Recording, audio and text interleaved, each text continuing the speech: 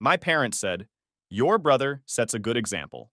Turns out, the example was how to ruin Thanksgiving, hijack a wedding cake, and storm out of birthdays.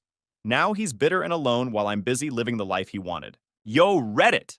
My parents always thought my brother was some kind of prodigy. Smart, charming, the whole package. Except he wasn't. Everywhere he went, drama followed. Let me walk you through how the golden boy blew up his own throne. So, I'm Jace, younger brother. This started when I was 19, sophomore year. My older brother? Maximum. He's 25 here, and if you ask my parents, he practically walks on water. The golden child since day one. Max was the kid with his drawings on the fridge, his name announced at every family dinner for getting a B+ like he just cured cancer. I was the, "you should be more like your brother" kid. Mom used to say it like a joke. Dad said it like a command. By the time we hit high school, the difference was ridiculous.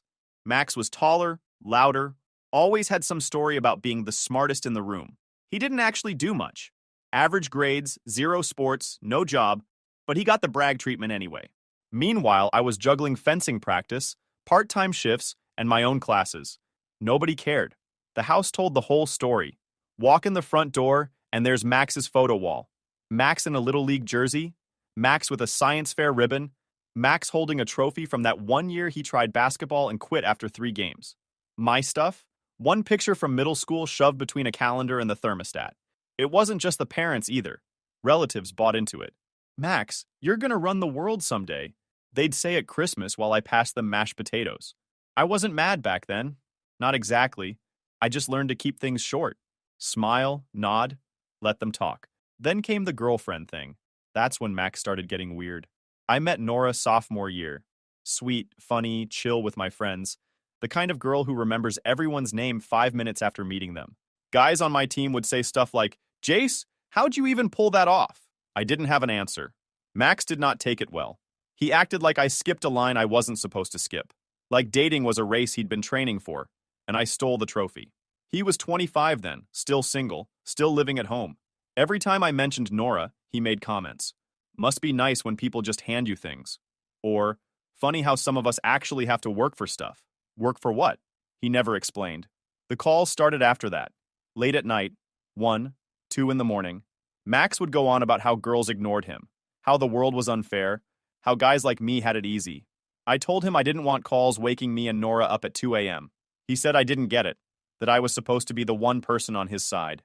Parents brushed it off like always. "He's just under pressure," Mom said. "Be supportive," Dad added, as if I hadn't been for years. The thing about Max, and this is key, is that he wasn't just jealous. He was entitled about it. Like dating, respect, success, all things the universe owed him. If he didn't have them, someone cheated him. Usually me, according to his logic. Meanwhile, Nora handled it like a champ.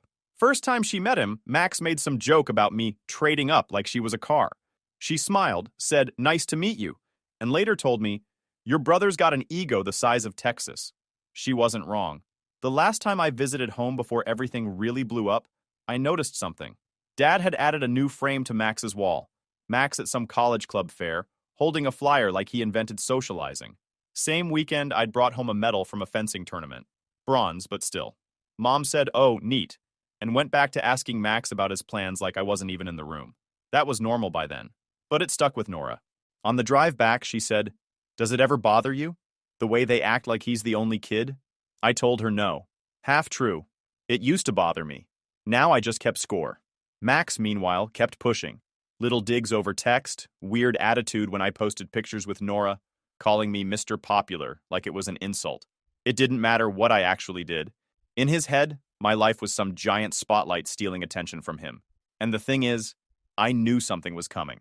You can feel it when people like Max start slipping. The ego, the excuses, the late-night calls where they talk in circles about how everyone else has it easy. It builds. It always builds. Next big family event was Thanksgiving. And yeah, that's where everything started breaking open. Max texted me on a Wednesday saying he was coming to visit that weekend. "No, can I crash at your place? Just a flat, I'll be there Friday." Whore. Like my apartment was some kind of hotel he didn't have to pay for. I told Nora, and she gave me that look like, "This should be fun." She's nice to everyone, but she already knew Max from the awkward family dinners. Friday afternoon, Max shows up with this fake energy like he's the main character of the trip. He walks into my place, drops his bag like he owns the floor, and goes, "Man, this town's kinda dead. Hope there's at least some decent girls here." Nora was sitting on the couch working on her laptop. He nodded at her like she was a waitress. "Hey," he said. "No name, no real hello."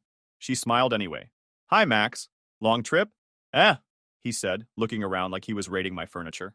"So what's the plan? Bars? Parties?" I told him we had a game night with some friends. Not wild, just board games, food, music. He rolled his eyes like I said we were going to Bible study. The whole weekend was like that. Saturday morning, I had fencing practice. Max tagged along too, even though he clearly thought it was lame. The second we walked into the gym, he started making comments loud enough for everyone to hear. "So this is it." Thought there'd be like, I don't know, more people? One of my teammates offered him coffee. Max just smirked. "Nah, I'm good. Don't need caffeine to stand around." After practice, we all grabbed food. Max sat there like the king of bad conversation, bragging about his plans back home that never seemed to turn into anything real. Anytime someone asked me about school or sports, Max cut in with some story about himself, like the time he almost got hired by some big company, but turned it down because it wasn't worth his time. No one believed him, but he told it like gospel. That night was the game night. Just friends, pizza, music. Max treated it like a job interview he didn't prepare for. He talked over people, interrupted Nora mid-sentence twice, and made a weird comment about one girl's laugh being kinda loud. You could feel the air go tense for a second. I pulled him aside in the kitchen. "Tone it down," I said. "You're coming off, I don't know, rude." He leaned on the counter like he owned the place. "I'm just talking. Not my fault if people can't handle it." "They're my friends," I said. "You're a guest. Act like one." Max laughed like I told a joke. "Right. Mr. Popular laying down the rules. You love this, don't you?" "Love what?" "Being the guy with the girlfriend, the friends, the sports crap. Must feel great." I just stared at him. "You think this is about you?" He didn't answer. Just smirked like he won something. Sunday morning, Max decided to give me advice about life, out of nowhere.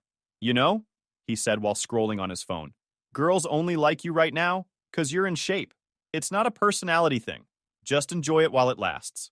Nora was in the kitchen making coffee. She heard him. She didn't say a word, just raised her eyebrows at me like, "Wow, he's a delight."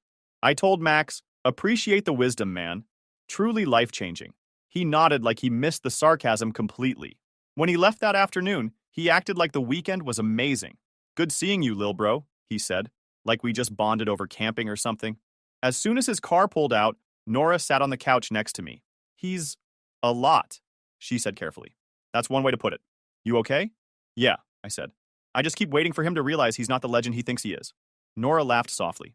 "You think that's gonna happen?" I shook my head. "Not a chance." What I didn't know yet was that Thanksgiving was coming fast, and Max was about to give the whole family a front row seat to exactly who he was. But Thanksgiving at my parents' house was always the same. Max got the hero's welcome, I got the "hey, glad you made it." This year wasn't different. We walked in, me, Nora, my duffel bag with clothes, and the first thing I saw was Mom hugging Max like he just returned from war. Dad clapped him on the back. "Max, you ready for the big day tomorrow?" Mom asked. "Born ready," Max said, dropping his bag right in the middle of the hall. "What time's dinner?" "4," Dad said. "You're on turkey duty, champ." Of course he was. I was assigned mashed potatoes. Mom said it like she was giving me a side quest in a video game. Walking through the house, nothing had changed. Max's trophies lined the hallway like a shrine. His high school graduation photo sat right above the thermostat, big and shiny. My medal from last month's fencing meet? Not there. Not anywhere. I asked Mom about it once. She said she didn't know where she put it. Probably a drawer. Nora noticed too. She didn't say anything at first, but when we got to my old room, she closed the door behind us and said, "Do they realize your stuff's basically invisible in this house?" I shrugged. Pretty much. She sat on the bed, looking around. "It's like Max lives here in spirit and you just visit." I laughed. Welcome to my childhood. Later, relatives started arriving. Aunts, uncles, cousins, the usual crew. Max greeted everyone like a celebrity at a meet and greet. Handshakes, big smiles, fake modesty. At one point, Aunt Lisa said, "Max, your parents must be so proud." "Look at you," Mom beamed. "We always knew he was going places. Places like living at home at 25 with no job?" I didn't say it out loud. Someone asked about me. I mentioned school, practice, work. They nodded, said, "That's nice," and immediately asked Max about his career plans. He didn't have any. That didn't stop him from talking for 10 minutes straight about how he was taking time to find the right opportunity. Nora leaned over to me and whispered, "Did he just describe unemployment like it's a TED Talk?" I almost laughed out loud. Dinner that night was a warm-up before the main event tomorrow. Mom kept bragging about how Max was handling the turkey, like he was competing on a cooking show. Max, for his part, acted like it was a presidential duty. He explained brining methods he clearly Googled that morning. He complained about the oven like it was sabotaging him personally. At one point, he smirked across the table at me and said, "Man, you better not mess up those potatoes." Big responsibility. "Yeah," I said. "Real high stakes?"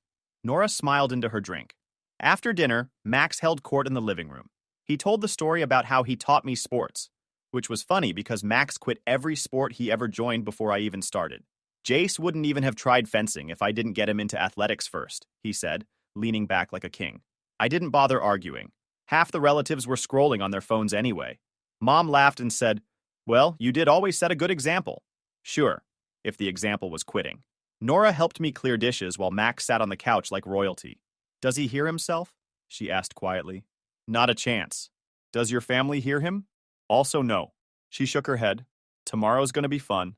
Later that night, Max stood in the hallway talking to Dad about future plans. Same script as always. Big ideas, no details. Dad nodded along like Max was announcing stock tips. I walked past with Nora. Max turned mid-sentence and said, "Hey, Jace, maybe don't bring up sports tomorrow at dinner. Don't want to bore people." "Sure," I said. "I'll leave the spotlight on your turkey." Nora bit her lip, trying not to laugh. Before bed, Mom thanked Max for being such a help around the house. He hadn't done anything except talk about himself and Google turkey temperatures, but sure, give him a medal. She told me, "You can help set the kids' table tomorrow." Perfect. Max gets the carving knife, I get folding chairs. Back in my old room, Nora sat cross-legged on the bed. "Does this ever get to you?" she asked. "Not anymore," I said. "Tomorrow will handle itself." That's because here's the thing. People like Max always write their own endings. You just have to give them enough rope. And Thanksgiving was about to be the whole spool. The Thanksgiving day started calm. Too calm. Like one of those movies where you know something's gonna break because everyone's pretending it won't. Mom was in full host mode, running around the kitchen like she was feeding the whole state. Dad was checking the football game, acting like he was supervising when he was just standing near the TV. Max? He was in the center of everything, of course. Carving knife already in hand hours before dinner, like he was about to knight someone. Every time a relative walked in, he made sure they saw him running the show. "Chef Max in the house," Uncle Rob said, clapping him on the shoulder. "You know it," Max grinned.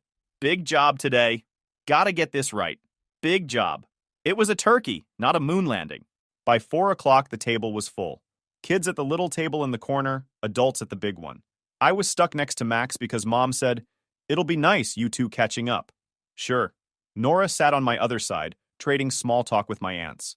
You wouldn't know she'd seen the family politics up close already. Dinner started fine. Max made the first toast. Obviously. Thanked Mom, Dad, the whole team like he was giving an award speech. Then he started adding little comments. "Crazy year," he said. "Some of us chasing big opportunities, some of us just doing whatever." Couple people chuckled awkwardly. My aunt asked me about school. Before I could finish answering, Max cut in. "Yeah, Jace keeps busy," he said. "Wouldn't even be into sports if I hadn't pushed him growing up. Remember, Mom? All those times I tried to get him off the couch?" I looked at Nora. She looked at me. Neither of us said anything. The real moment came when Max turned his charm on a guest, my cousin's friend Emma. She was visiting from out of town, sitting across the table. Max leaned back in his chair. "So, Emma," he said, loud enough for half the table to hear. "Bet you don't meet guys like me every day." She blinked. "Like you? Smart, ambitious, got plans." Rare package. Nora froze mid-sip. I kept my face blank. Emma smiled politely. "That's so?" "Oh yeah," Max said. "Most guys my age are, I don't know, wasting time. I'm on another level." I almost asked which level of living at home with no job he meant, but I didn't. Emma nodded slowly and turned back to her plate. Max didn't get the hint. "You know," he added, "some people have to work for what others get handed to them. Story of my life." He glanced at me. There it was. Emma finally spoke up. "I don't really know you," she said, "but maybe don't compare yourself to people at the table? Kinda weird." The room went quiet. Max laughed like she was joking. I'm just saying some of us got the short end of the stick. No big deal. He looked at me again. Directly this time. Like, Jace here. Guy's life's on easy mode. Nora set her fork down. Calm voice. Jace works hard. You don't see it, but he does. Max smirked. Oh, I see plenty. Trust me. Emma shook her head. Man, you sound bitter. That one hit. Max snapped. Bitter? Number. Just tired of people acting like he earned everything when some of us actually got dealt the tough hand? I finally spoke. Max, eat your turkey. He ignored me. You think it's fair? Me busting my ass, getting nothing, while Mr. Perfect here trips into everything? Come on. Nobody said a word. Even the kids were quiet.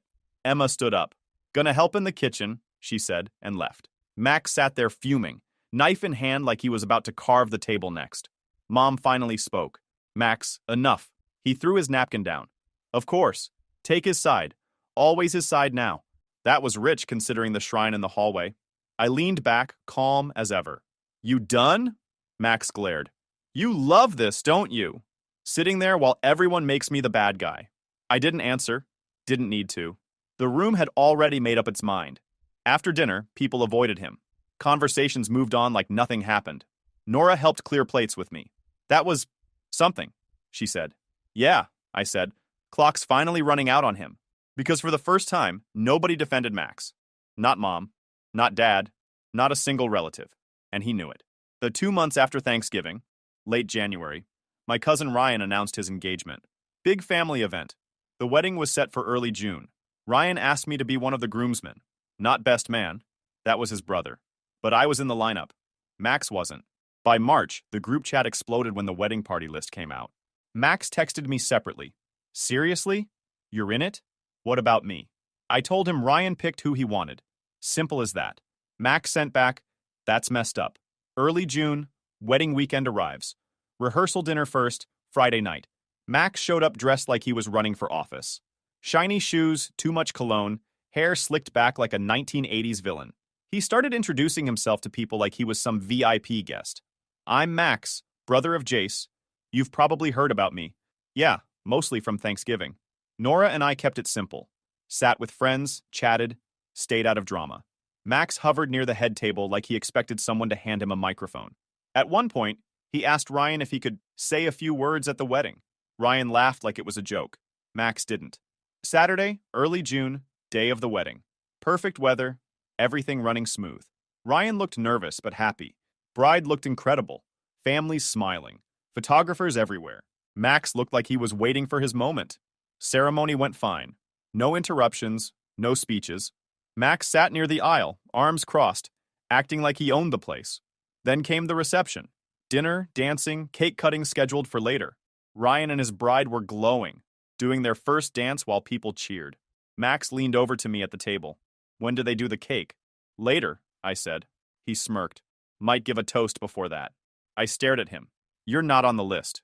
Doesn't matter, he said, sipping water like a movie villain. Dinner ended. DJ announced the cake cutting in 10 minutes. People started gathering near the table with the giant 3-tier cake, all flowers and frosting. Ryan and his bride stood off to the side, talking to the photographer. Max saw the opening.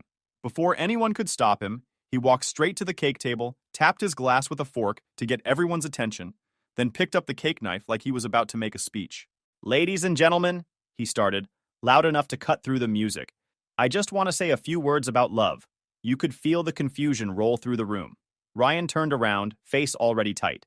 Max, put the knife down, he said, voice carrying. Max ignored him. Marriage is about finding someone who sticks with you when life's unfair.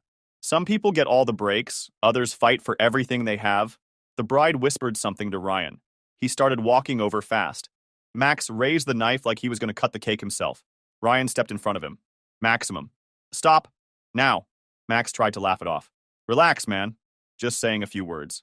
Ryan didn't laugh. This isn't your moment. People were whispering. Phones out. The bride looked furious. Max held the knife another second like he was considering it, then slammed it down on the table and stormed off toward the bar.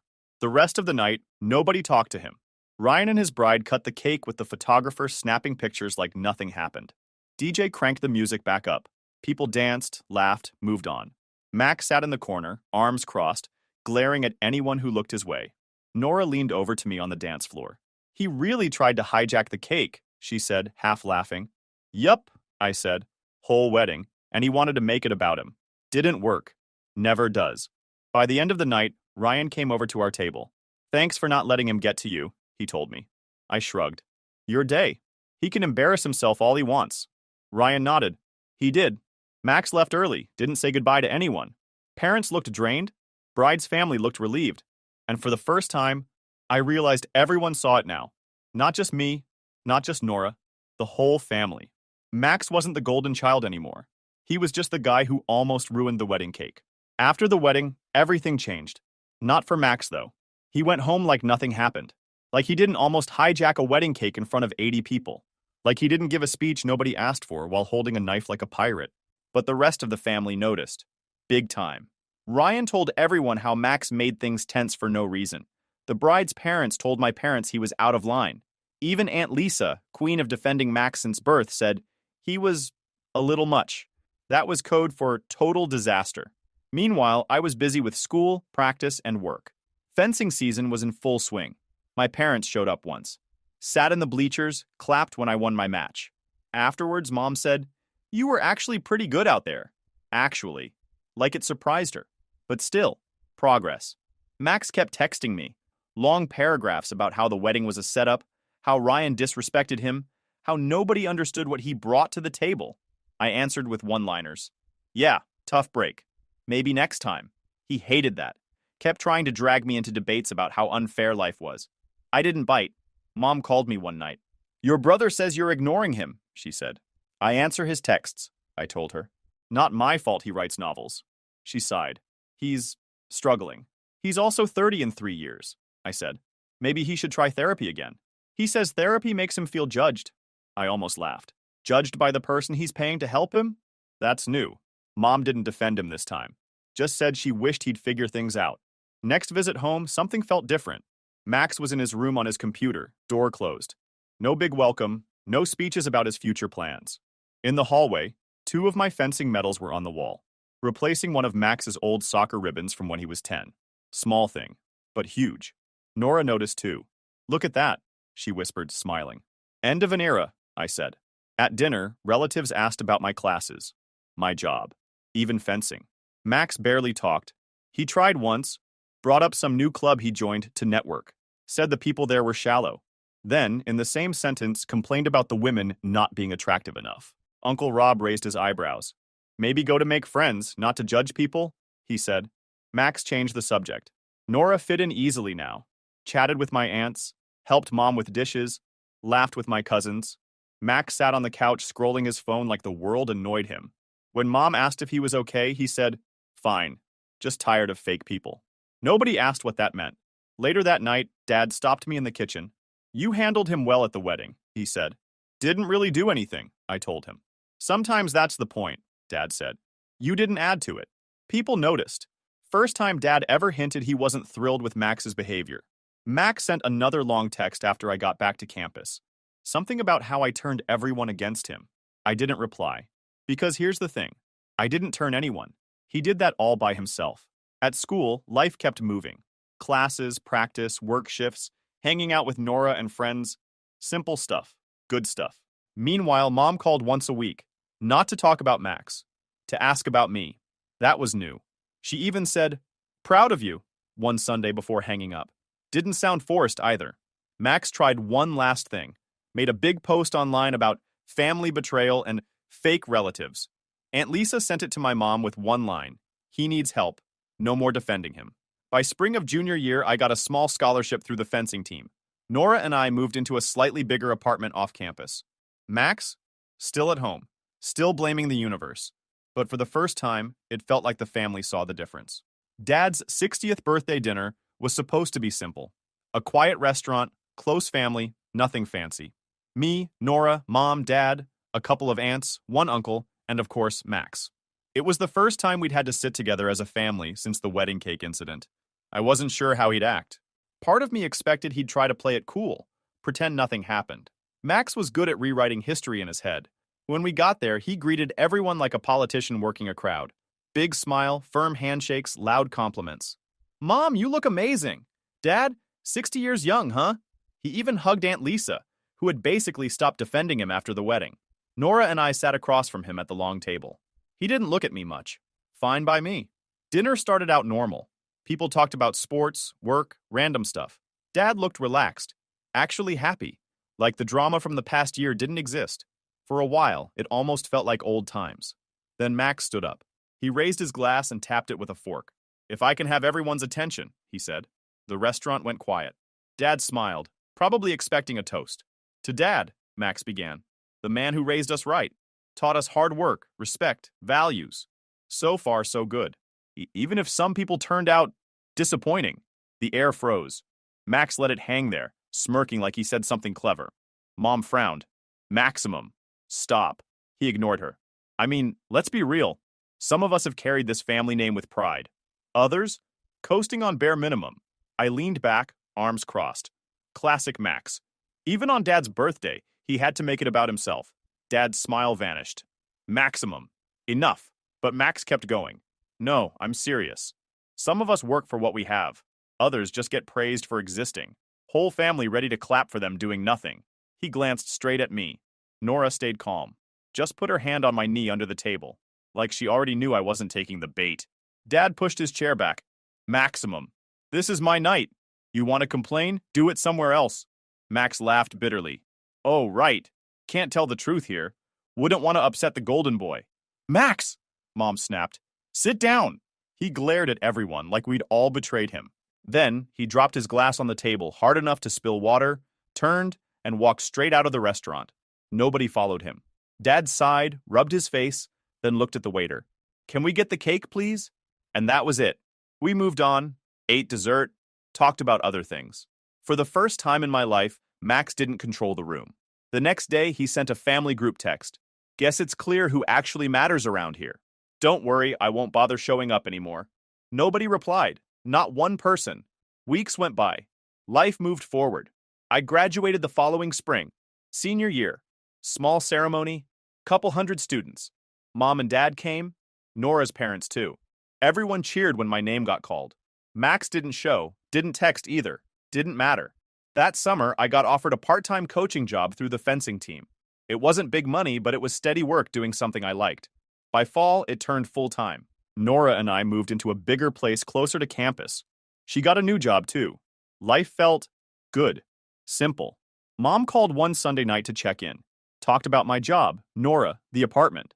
Then she got quiet and said, "We should have handled things differently with you boys. We were too easy on Max. Too blind." It was the first time either parent admitted it out loud. "He's gotta want to change," I said.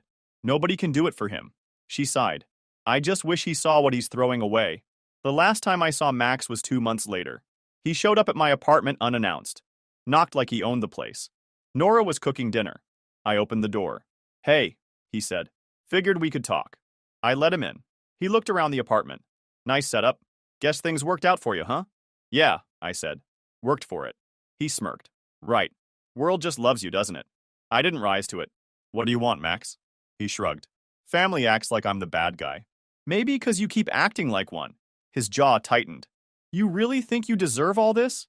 The job, the apartment, mom and dad kissing your ass now?" I stared at him. "Yeah, I do." He didn't like that. Stood there a second, then said, "Whatever. Enjoy being the favorite." Then he left. Since then, he texts sometimes. I reply short. No arguments, no long conversations, just distance. Mom and dad still hope he'll change. So do I, but I'm done carrying it. This Thanksgiving, he didn't come. Said he was busy. Nobody waited for him. We ate, laughed, watched football. Ryan made a joke about the wedding cake. People laughed. Even Mom smiled. It felt normal. Over the next 2 years, Max's life didn't crash all at once. It unraveled piece by piece. He bounced between part-time jobs for a while. Always some story about why it wasn't his fault when things didn't work out. Management was clueless. Co-workers were fake. They didn't appreciate my potential. Same lines, different places. At one point, he joined one of those online success groups full of guys hyping each other up about how the system was against them. Spent months talking about starting a business. Never started anything. Dating? Disaster. He told my parents once that women today only want shallow guys. Then in the same breath, complained about women's looks like he was a judge on a reality show. Every date ended the same way. One time, a girl apparently told him, "You sound like you're mad at the world," and left before appetizers showed up. Last I heard, he moved into a tiny apartment across town. No girlfriend, no stable job, no real friends. He still sends the occasional message to the family group chat, long rants about fake people or how everyone turned on him. Nobody argues, nobody even replies half the time. The thing is, Max always thought he was the main character, thought the world owed him a spotlight because he was taller, older, louder. But entitlement doesn't pay rent. It doesn't keep friends. It doesn't build anything. He kept waiting for life to hand him respect while he burned every bridge that could have earned it. And now, he's just alone. And me? I was just living my life, coaching, working, coming home to Nora. No drama, no late night calls about how unfair the world was. For the first time, it felt like my life was actually mine.